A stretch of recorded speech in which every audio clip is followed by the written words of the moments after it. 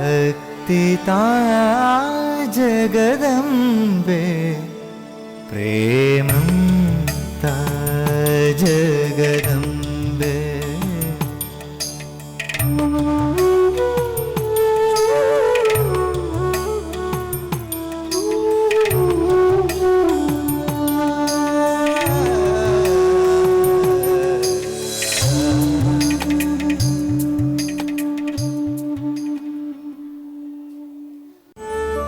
പ്രേമസ്വരൂപികളും ആത്മസ്വരൂപികളായിരിക്കുന്ന എല്ലാവർക്കും നമസ്കാരം.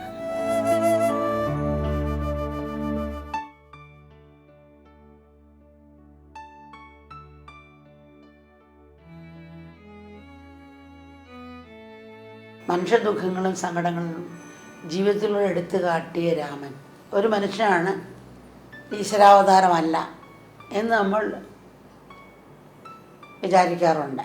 ഈശ്വരാവതാരമാണെങ്കിലും സമൂഹത്തിലൊരു സാധാരണ മനുഷ്യനെ പോലെ ഇടപെട്ടാൽ മാത്രമേ മറ്റുള്ളവർക്ക് അവരോട് അടുക്കാനും അവരുടെ ജീവിതത്തിൽ നിന്നും പ്രചോദനം നേടാനും കഴിയൂ.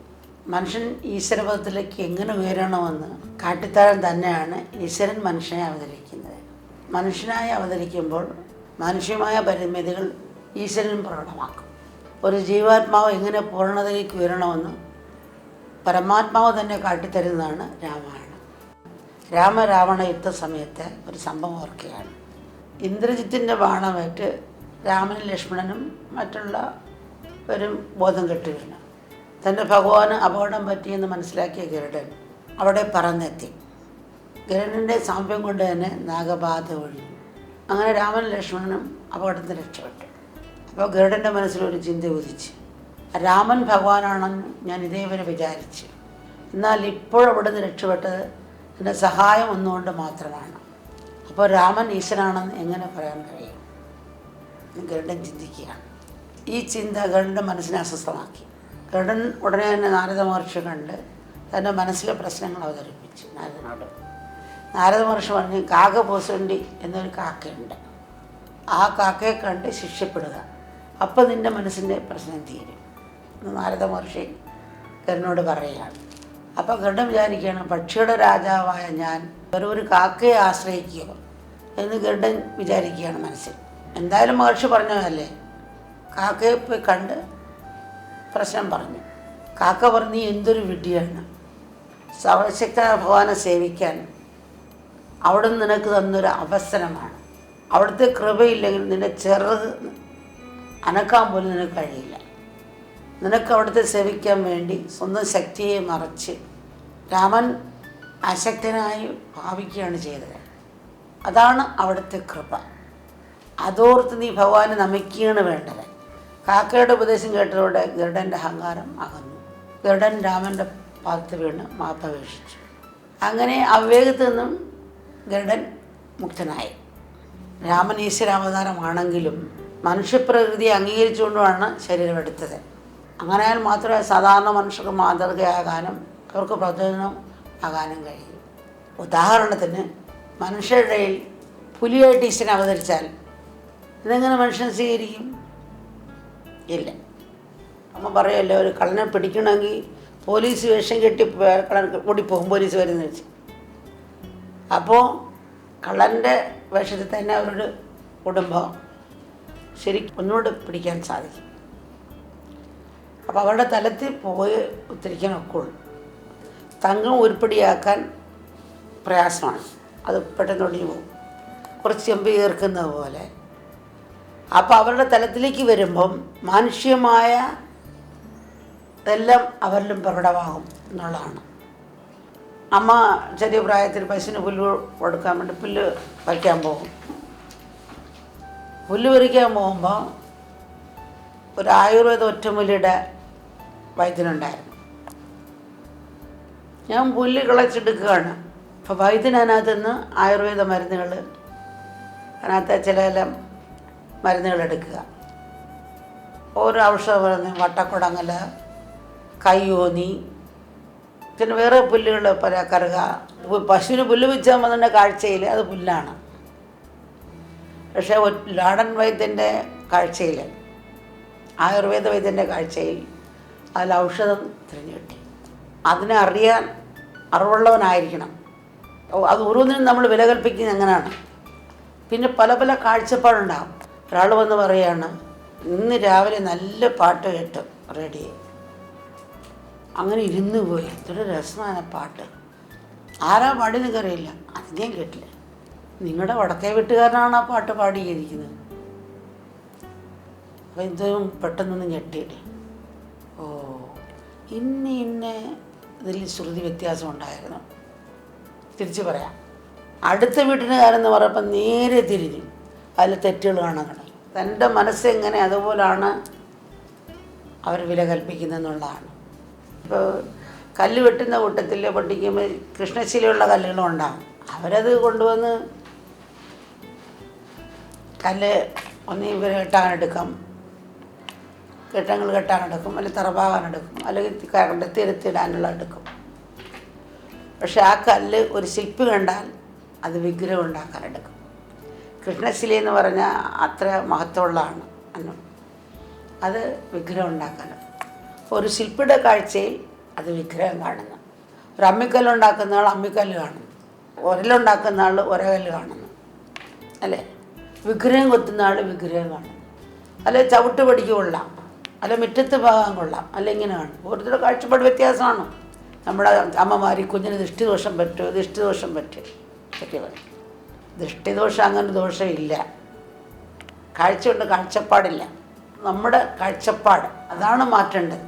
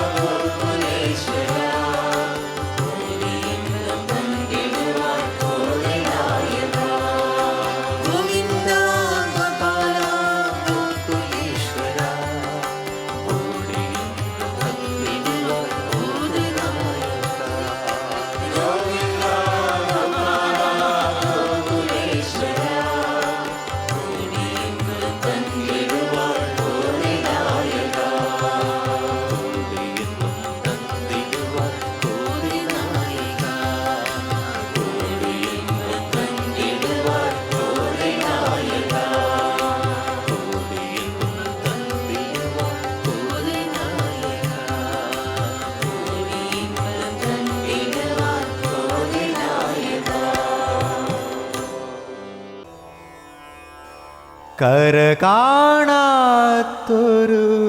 കരുണ അലയിളകും നൻപിൻ പെരുമാ നിലയറിയാത്ത നേതാന്ത നിയോഗം നിലയറിയാത്ത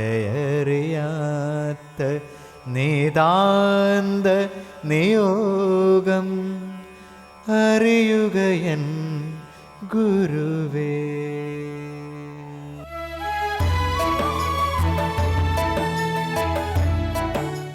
Understanding deepens your love.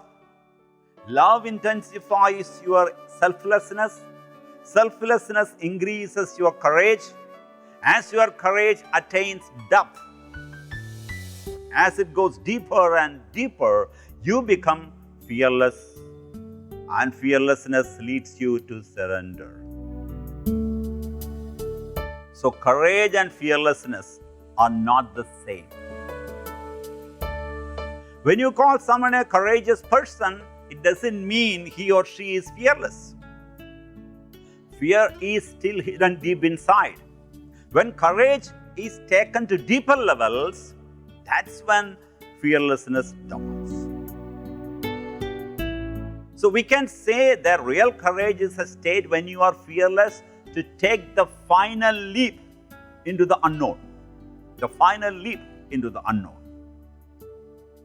It's like a little boy standing at the seashore, wonderstruck, beholding the vastness, the depth, the expansiveness of the ocean, and you don't know what to do. You need a push.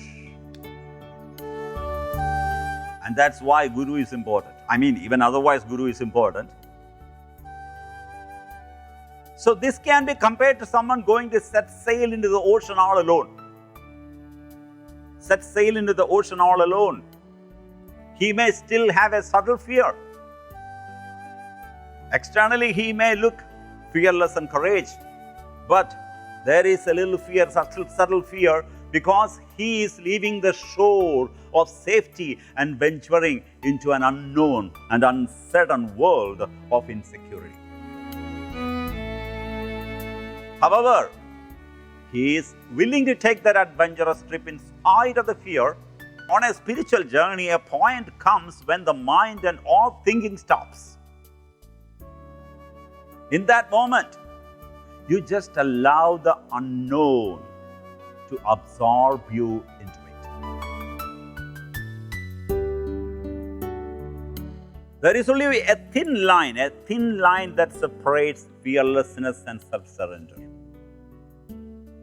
Let me try to simplify it. Never listen to your fears.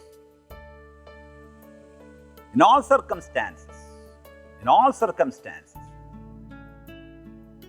whether it be fulfilling a desire, whether it be choosing something, never listen to your fears. Your frightful thoughts will immobilize you and make you powerless and ineffective. Instead, when challenging situations arise, tell your logic to shut up and listen to your heart.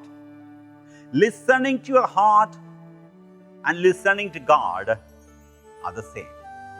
As Amma says, spiritual practices should not be like a part-time job. These practices have to be very much part of your life, or else true listening will not happen, true love will not arise, surrender will not happen. So when it comes to knowing God, understanding is the first and foremost step. And this principle of understanding is applicable in all our relationships, from an insentient object to a sentient being. Your understanding is directly proportionate to the love you have for that person or thing. It can even be a thing. Your iPhone or your Android phone, whatever. So, deeper understanding of God means greater love for God. The deeper the love for God, the greater will be your fearlessness and surrender. And conversely, poor understanding will lead you to weaker level of love. And Amma makes this point with clarity by explaining, never forget that we are nothing. We are nothing before God's or nature's infinite power. Simple. When there is a powerful person before us, what will you do? And nature is infinity. The universe is infinity. And that's the power standing on the other side. So what do we do? It's such a simple logic, right? And this understanding can make surrender easier. There's no doubt in my mind that Amma is absolutely fearless. I have never seen her afraid. Never. There are many occasions when I have witnessed Amma's unrestricted fearlessness. In the current scenario of the pandemic, Amma's feeling very sad, very bad for not being able to see her children, for not being able to give darshan.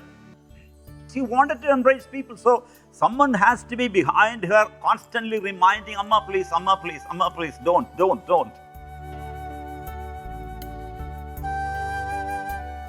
But what is Amma's spontaneous response?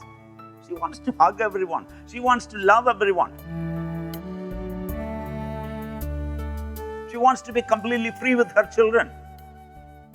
So I asked Amma, how could you be so fearless? And Amma's response was simple. Love has no fear. Love has no fear. I am not afraid of death.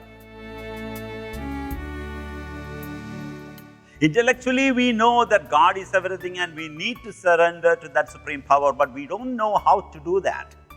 We doubt if it is even doable. True, it is not doable. No, then what is the point? Wait, please don't jump to conclusions. Not doable simply means that it is not an act, a doing. Surrender is not external. To surrender means do everything but do nothing.